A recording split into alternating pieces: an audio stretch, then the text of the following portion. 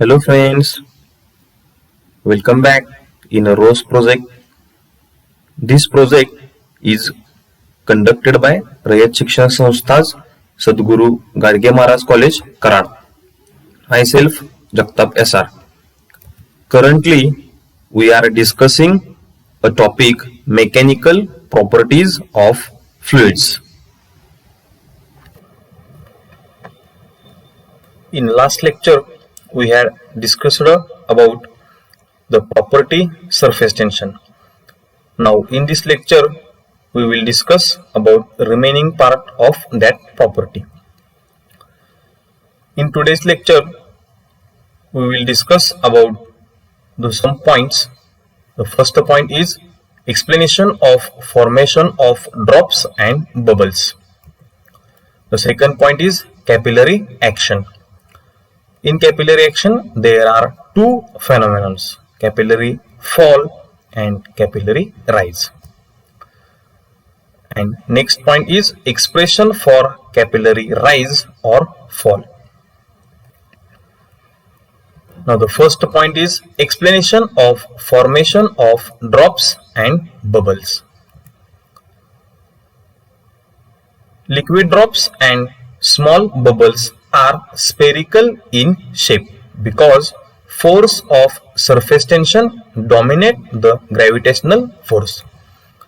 These force always try to minimize the surface area of liquid. Consider a spherical drop. Pi be the pressure inside the drop and Po be the pressure outside the drop.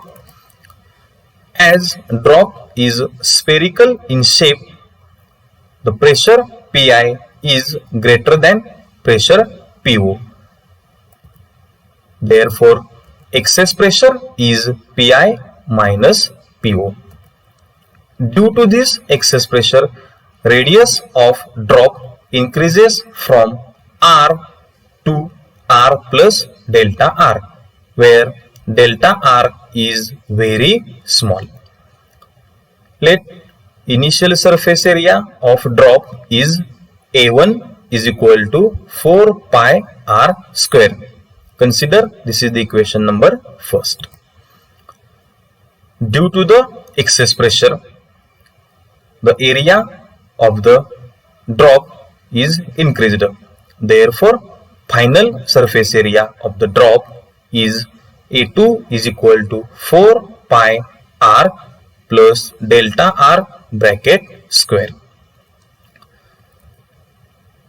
So we can write here A2 is equal to 4 pi R square plus 2R delta R plus delta R bracket square. Multiplying by 4 pi inside the bracket, we can write here A2 is equal to 4 pi R square plus 8 pi R delta R plus 4 pi R delta R square. As delta R is very small, so neglecting delta R square, therefore we can write here A2 is equal to 4 pi R square plus 8 pi R into delta R. Consider this is the equation number second. Therefore, increase in surface area of the drop is given by dA is equal to A2 minus A1. Putting the value of A2 is 4 pi R square plus 8 pi R delta R, and putting the value of A1 4 pi R square. Therefore, equation becomes dA is equal to 4 pi R square plus 8 pi R delta R minus 4 pi R square. Cancelling plus 4 pi R square and minus 4 pi R square with each other, we get dA is equal to 8 pi R delta R. Consider this is the equation number 3. The surface area is displaced through a distance delta r. Therefore, there is some work done, and this work done is stored in the form of surface energy. We know that the definition of the surface tension is equal to surface energy per unit area. Therefore, surface energy is equal to surface tension into area. But in this case, the work done is stored in the form of surface energy. So we can write here work done is equal to surface tension into the surface area. The increased area or change in area is small, so work done is small. Therefore, we can write here dW is equal to T into dA. From equation 3, we can write here dW is equal to T into 8 pi r delta r. But the formula of the work done is force multiplied by displacement. Therefore, we can write here dW is equal to F into delta r. But we know that the pressure is equal to force per unit area. Converting this formula into the force, we can write here force is equal to pressure multiplied by area. But in this point, the pressure is excess pressure. So there is the excess force. Excess force is equal to excess pressure multiplied by surface area. We can write here F is equal to Pi minus Po multiplied by 4 pi r square. From equation 6 and equation 4, equation 5 becomes 8 in bracket T in bracket 8 pi r delta r is equal to Pi minus Po multiplied by 4 pi r square.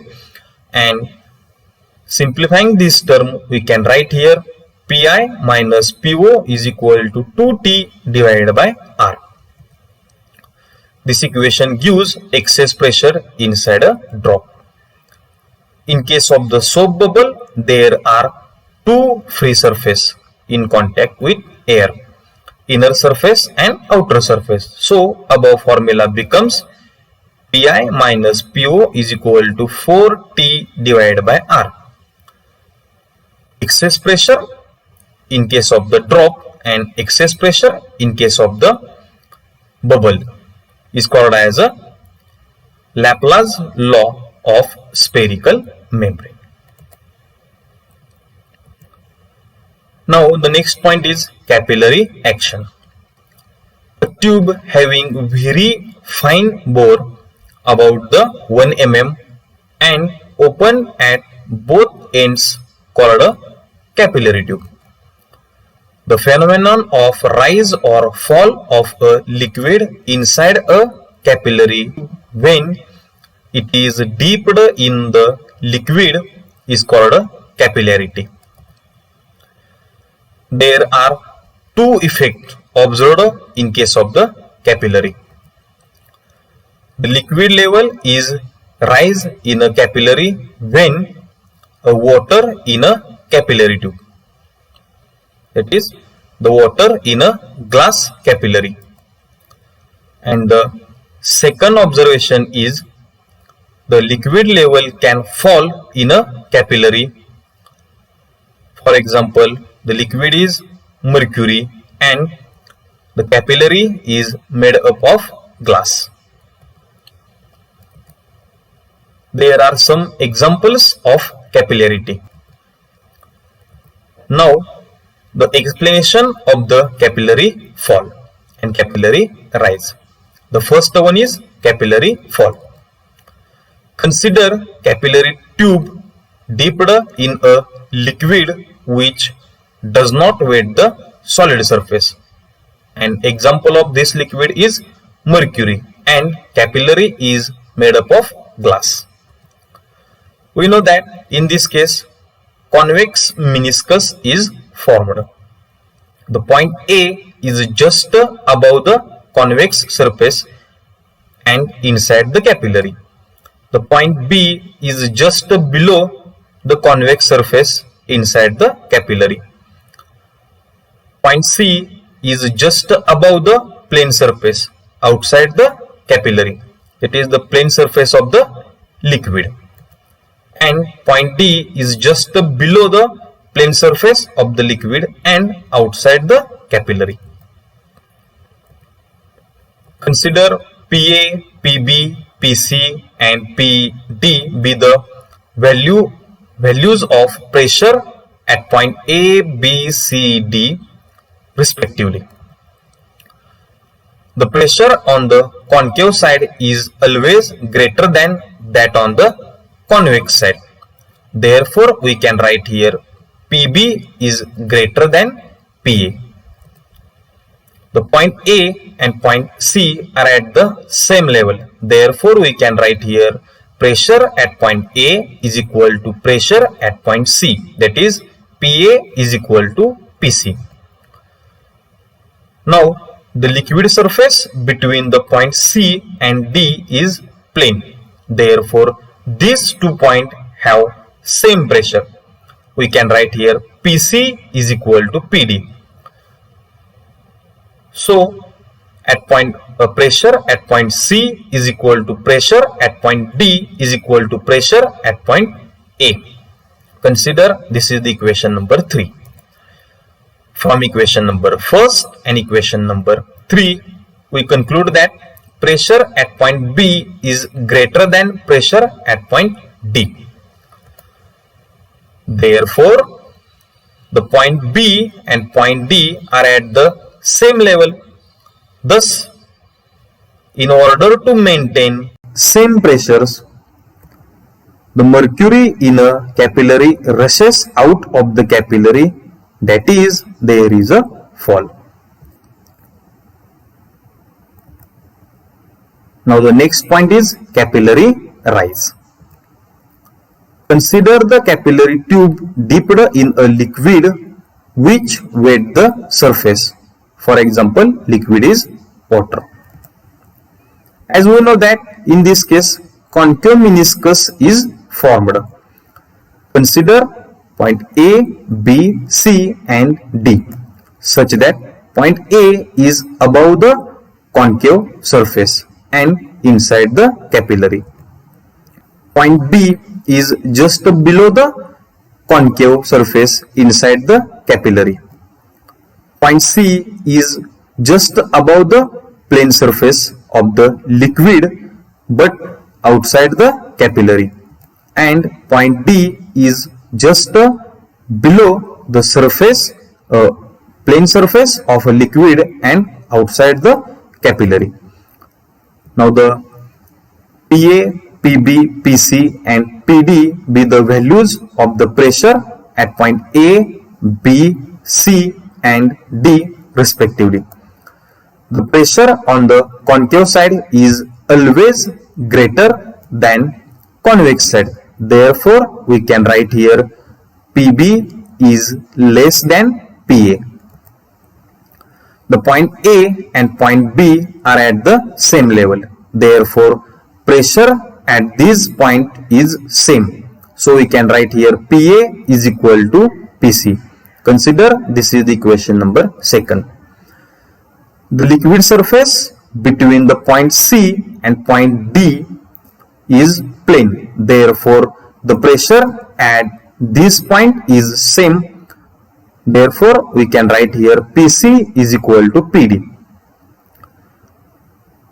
From equation 2, we can write here PC, that is the pressure at point C is equal to pressure at point D is equal to pressure at point A. Consider this is the equation number 3. From equation number 1 and equation number 3, we conclude that the pressure at point B is less than pressure at point D. But point B and point D are at the same horizontal level.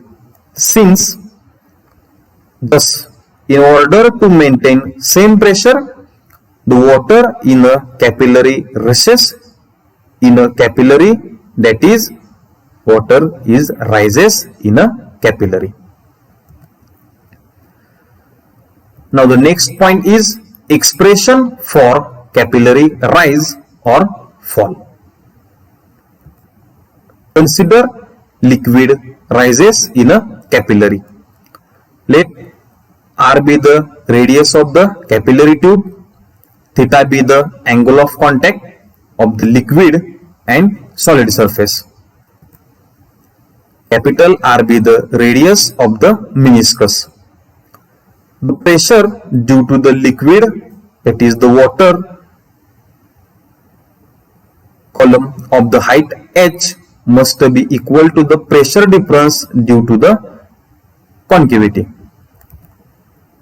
Therefore, we can write here pressure due to the liquid column H rho G is equal to 2T divided by R. From the diagram, we know that cos theta is equal to adjacent side divided by hypotenuse. Therefore, we can write here cos theta is equal to R, small r divided by capital R. Converting this into the capital R, we can write here small r divided by cos theta. Equation 2, put in equation first, we get H rho G is equal to 2T cos theta divided by R. Therefore, formula of the height is H is equal to 2T cos theta divided by R G rho.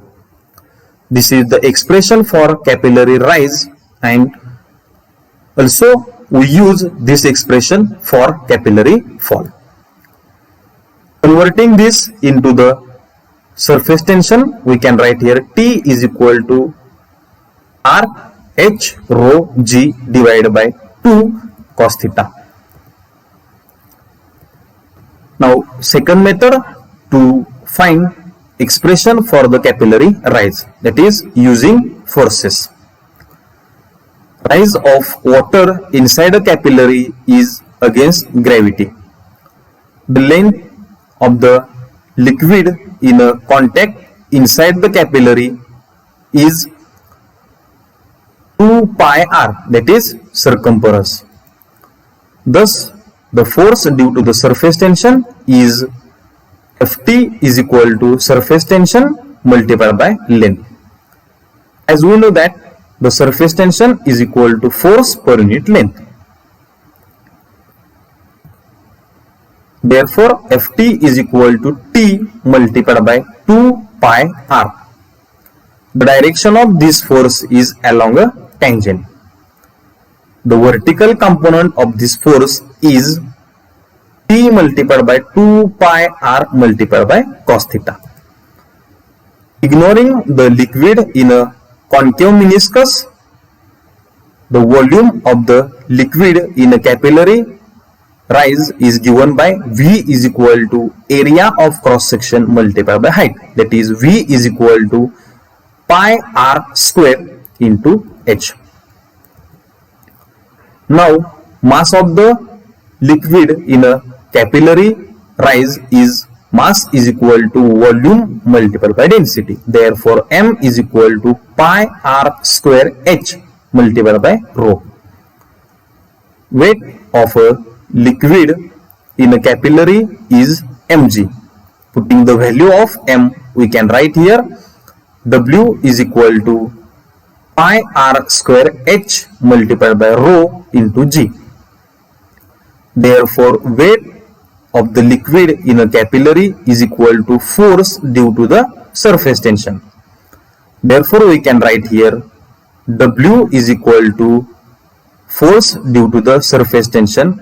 Therefore, we can write here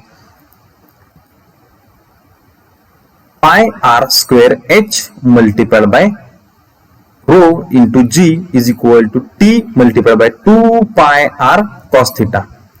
Converting this formula into the height, we can write here H is equal to 2T cos theta divided by R G rho.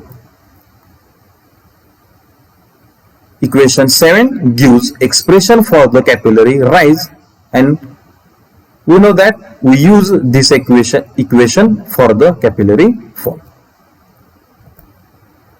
There are some factors affecting the angle of contact. The first point is the nature of the liquid and the solid in contact. The second point is impurities present in a liquid change the angle of contact. The third point is increase in the temperature of a liquid decrease in its angle of contact. For given pair of solid liquid surface, the angle of contact is constant at a given temperature. Now the next point is effect of impurity and temperature on surface tension. The first is effect of impurities. When soluble substance such as a common salt is dissolved in water, the surface tension of water is decreases. When sparingly soluble substance such as a phenol or a detergent is mixed in a water, the surface tension of water decreases. When insoluble impurity is added into the water, the surface tension of water decreases. Now the next point is effect of temperature. In the most of the liquid, as temperature increases, surface tension decreases. But in case of the molten copper and molten cadmium, the surface tension increases with increase in its temperature. The surface tension of a liquid becomes zero at a temperature. Such a temperature is called as a critical temperature. Thank you very much.